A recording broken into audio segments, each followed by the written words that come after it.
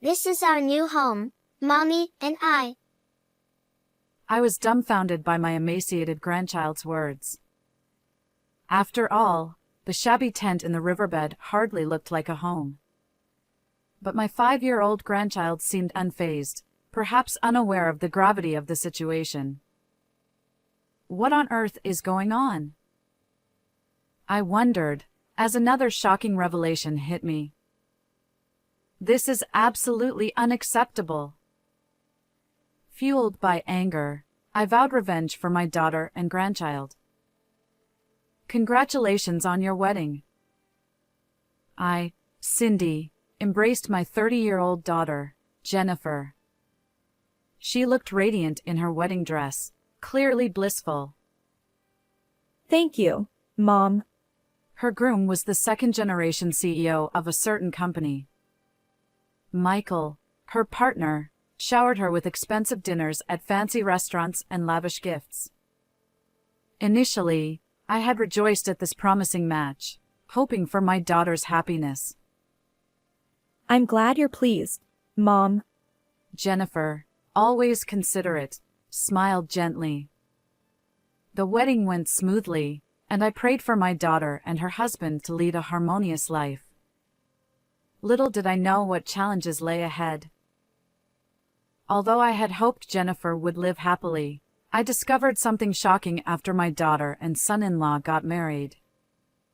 My son-in-law Michael held outdated views, what we might call a traditional mindset of male superiority. After the birth of their daughter Mia, I visited my daughter's home. Jennifer, tea. Yes. But Michael not only treated my daughter roughly while holding the baby, but also left her standing while trying to talk to me. I couldn't help but frown and asked, "Michael, do you always treat Jennifer this way?" He nonchalantly sipped the tea Jennifer had made for him and said, I thought a wife should serve her husband. Is there a problem? He seemed completely indifferent. I protested. Since I entrusted my daughter to you, I want you to treat her better. But my son-in-law remained unyielding. Our thought processes were fundamentally different. As I was leaving, I whispered to Jennifer, "Feel free to talk to me if anything happens." She nodded silently. Walking home, squinting at the sunset, I thought, come to think of it, my late husband was similar. Even though he's no longer in this world, he also adhered to outdated values and always spoke to me in a commanding tone. It made me wonder if husbands have always been like this throughout history, and I sighed. Afterward, I continued to have days without seeing my daughter and granddaughter. Even when I tried calling Jennifer, there was no answer or callback. Is Jennifer too busy? Perhaps she's caught up with childcare. I worried incessantly until one day, finally, the phone rang. "Hello, Jennifer. Are you okay?" But the person on the other end wasn't my daughter. It was Michael, my son-in-law. Long time no see. Hi. Michael? Why are you calling with Jennifer's phone? Michael's voice, laced with irritation, responded to my question without answering. You're the one who persistently called my wife's phone, aren't you? Even if you try to contact Jennifer, it's pointless. She's already mine. Frustrated, I pleaded. Don't treat someone's daughter like an object. Give her the phone. Michael snapped. Enough. Don't contact us again. And with that, he hung up. As I listened to the pips, I sat there in shock. Simultaneously, I grew increasingly worried about Jennifer. So, I carefully timed my visit to coincide with the hours when my son-in-law was away at work. However, when Jennifer appeared at the doorstep, her expression was somber. What are you doing here? My husband despises you, and he's forbidden me from seeing you. I'm sorry, but I've been worried about you. Are you truly okay being with Michael? Jennifer lowered her eyes sadly, leaving me feeling helpless. Jennifer, please come home with Mia, I implored, extending my hand. But she forcefully pushed it away and glared at me. Don't be foolish. Do you intend to make Mia a fatherless child? Her sternness left me speechless. Jennifer continued.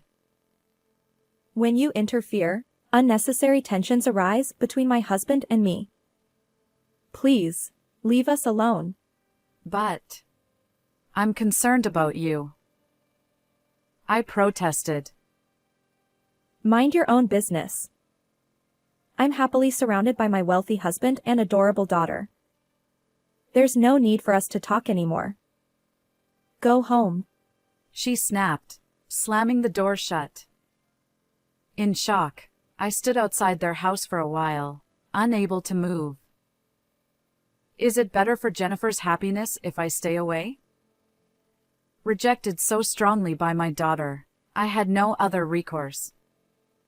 I wiped away the tears that had unknowingly streamed down my cheeks and walked away disheartened. As the years passed without ever meeting my daughter, Jennifer, I couldn't go a single day without thinking about her and Mia. Despite my concern, there was nothing I could do. I prayed for their happiness from afar, mindful of not causing any inconvenience to Jennifer. I focused on my own health, living with the hope that somehow, they were doing well. One morning during my routine walk, I decided to take the riverside path. Perhaps it's time to revisit the riverbank, I thought, gazing at the morning sunday. But there, unexpectedly, I encountered someone. Oh. What's that? An unfamiliar tent stood in the riverside area, its worn appearance evident. And as the entrance opened, a child of about 5 years old peeked out. My heart nearly stopped when I recognized the girl washing her face by the river. With trepidation, I approached, and the child noticed me, offering a bright smile. Hi. Hi, are you Mia? Yes. How do you know my name? Oh, I see now. I'm Cindy, your grandma. The last time I saw this child was right after she was born when I visited my daughter and son-in-law's home. However, the granddaughter standing before me now was a spitting image of Jennifer when she was little. Yet, Mia's frail body appeared painfully thin. What are you doing here? I asked. Mia beamed with excitement. Perhaps camping felt like an adventure to her. This is our new home, Mammy and I. She exclaimed. Ha! Just then, Jennifer, my daughter, opened the tent flap. She froze when she saw me. Mom. Her trembling voice barely audible, she quickly pulled Mia inside the tent. Jennifer, why are you here? What's going on? I asked. Jennifer's stern tone rejected me.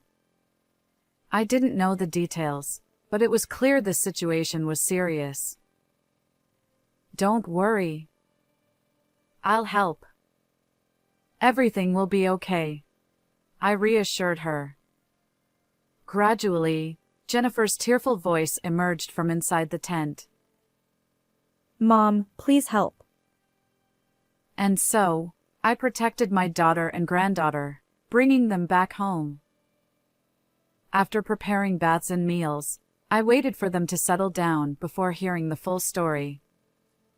The content left me shocked. Jennifer's husband, Michael, strictly adhered to traditional gender roles at home, treating Jennifer like a servant. Moreover, he viewed her solely as a means to bear children. Right after giving birth to their son, Liam, who was to be the company heir, Jennifer was kicked out of their home. I hadn't even been informed about the existence of my other grandchild. Jennifer shared tearfully how she was relentlessly criticized when Mia was born, as she couldn't produce a male child. And when Liam arrived, she was deemed useless. Jennifer spoke tearfully as she stroked Mia's head. Jennifer revealed that when she was expelled from their house, Michael threatened to harm me and Liam if she sought help from family or others. Unable to return home, she resorted to living in a tent. Her rejection of me when we crossed paths was to protect me. I won't tolerate this. Having learned everything, tears flowed uncontrollably. Don't worry. I'll find a way, I vowed, holding Jennifer and Mia close. First, we decided to gather evidence of Michael's wrongdoing. However, when my daughter was kicked out of the house, she had very little with her.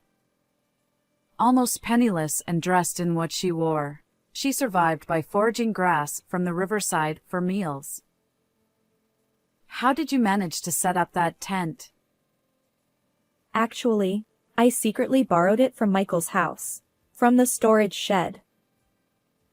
Although she looked apologetic, desperate times call for desperate measures.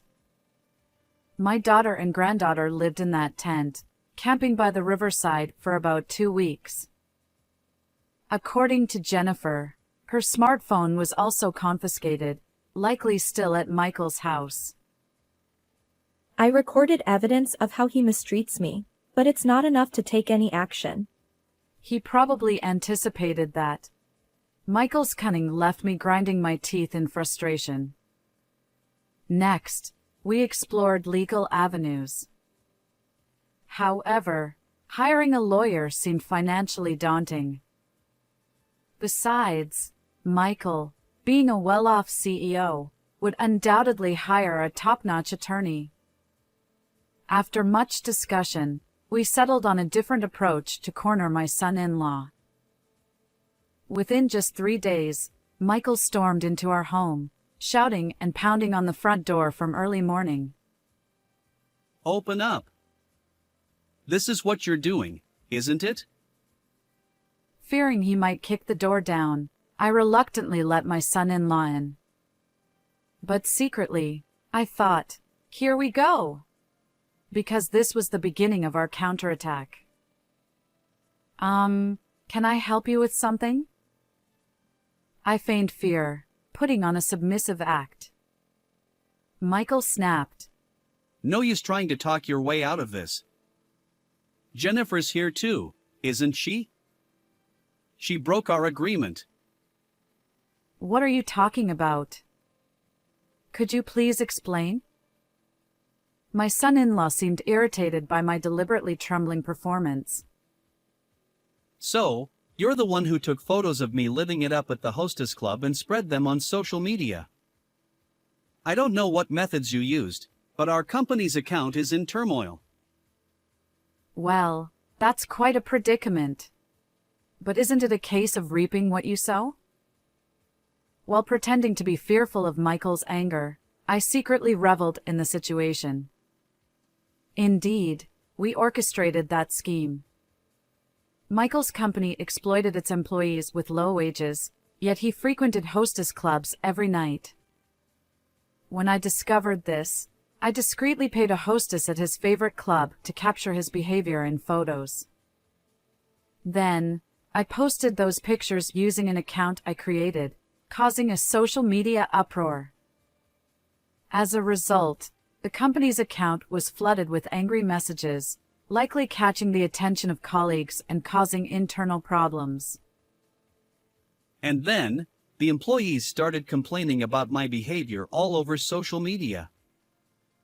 Thanks to that, even our clients abandoned ship. It's been a disaster. His lost credibility and fleeing clients ultimately led to the downfall of his company, all thanks to our calculated move. Jennifer, you're here, aren't you? Come out. I warned you, but you ran to this old hag for help, didn't you? Threatening to harm me and my grandson, Liam, if she contacted our family or sought help elsewhere, right? I dropped the act and straightened my spine, facing my son-in-law. He seemed to sense something was different. That's not a warning. It's a threat, isn't it? Shut up. Mind your own business, old hag. He shouted and kicked a potted plant, but the heavy soil prevented it from toppling over. Instead, he hurt his foot and grimaced. Clearly agitated, he also kicked the shoe rack. Perhaps it's best not to provoke me further. I'm offering you advice for your own sake.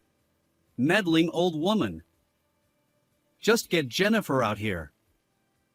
This time, I'll make sure she's trapped in my house forever. I silently handed him a piece of paper. When Michael looked at it, he saw large red letters that read "No trespassing." Don't come near my daughter again. Consider this a warning. Furious, he tore the paper and stomped on it. Observing his reaction, I casually reached behind the clock in the entryway. What's that? Michael asked, alarmed.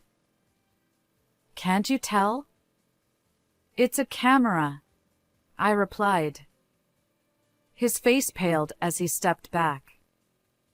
Yes, I had anticipated his angry outburst and installed 3 video cameras at different angles near the entrance. After all, you threaten misfortune upon us, I explained. Checking the footage from one of the cameras, I saw clear evidence of Michael's behavior.